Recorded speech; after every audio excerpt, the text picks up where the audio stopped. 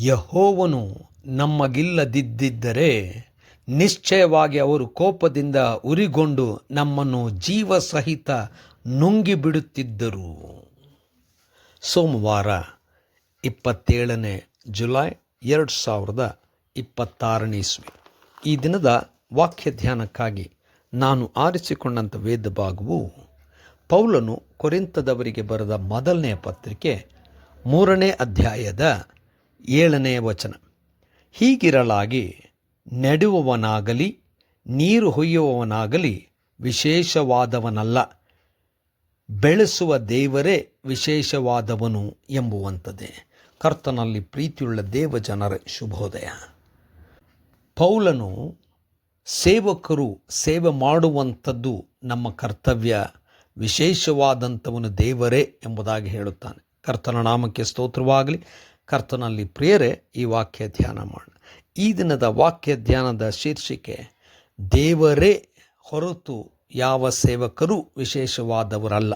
ಕರ್ತನಲ್ಲಿ ಪ್ರಿಯರೇ, ಈ ವಾಕ್ಯ ಧ್ಯಾನ ಮಾಡೋಣ. ಈ ದಿನದ ವಾಕ್ಯ ಧ್ಯಾನದ ವಿಚಾರ ನಾವು ನೋಡುವಾಗ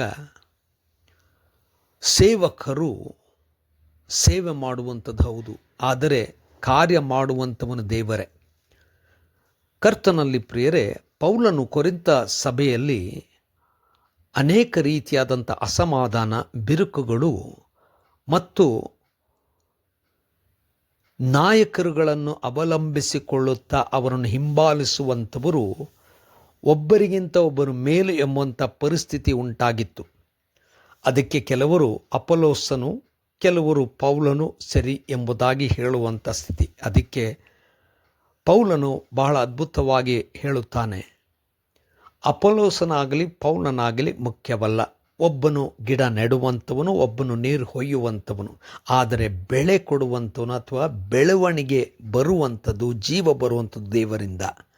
ಅದಕ್ಕೆ ಸೇವಕರು ಯಾರು ವಿಶೇಷವಾದಂಥವರಲ್ಲ, ದೇವರು ಮಾತ್ರ ವಿಶೇಷವಾದಂಥವನು. ಕರ್ತನಲ್ಲಿ ಪ್ರಿಯರೇ, ನಾವುಗಳ ಅನೇಕ ಸಂದರ್ಭದಲ್ಲಿ ಸೇವೆ ಮಾಡುವಾಗ ನಮ್ಮ ನಿಮಿತ್ತವಾಗಿ ಕಾರ್ಯ ನಡೆಯುತ್ತೆ ಎಂಬುದಾಗಿ ತಿಳ್ಕೊಳ್ಳುವಂಥದ್ದು ಖಂಡಿತವಾಗಿ ತಪ್ಪಾದಂಥ ಭಾವನೆ.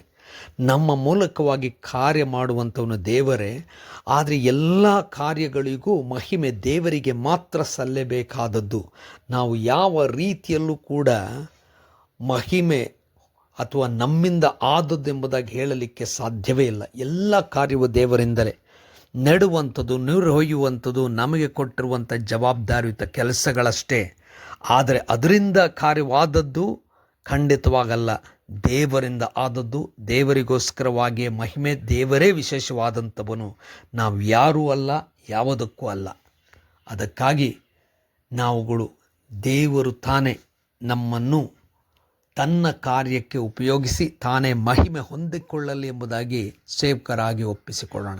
ಕರ್ತನೆ ದಯಾಮಯ ಸ್ವಾಮಿ, ನಮ್ಮ ಮೂಲಕವಾಗಿ ನೀನು ಕಾರ್ಯ ನಡೆಸಿಕೋ, ನೀನು ಮಹಿಮೆ ಹೊಂದು. ಯೇಸುವಿನ ನಾಮದಲ್ಲಿ ಪ್ರಾರ್ಥನೆ ಬೇಡಿದೆವು ತಂದೆಯೇ, ಆಮೆನ್.